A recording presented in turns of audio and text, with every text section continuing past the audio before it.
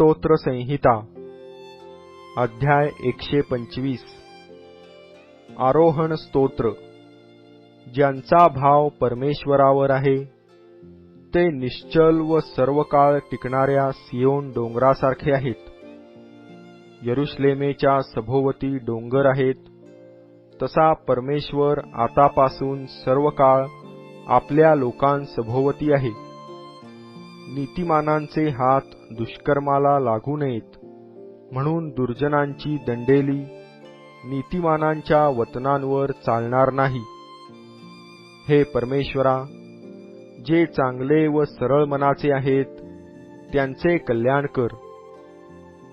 जे आपल्या कुटील मार्गांकडे वळतात त्यांना परमेश्वर दुष्कर्म्यांबरोबर घालवून देईल।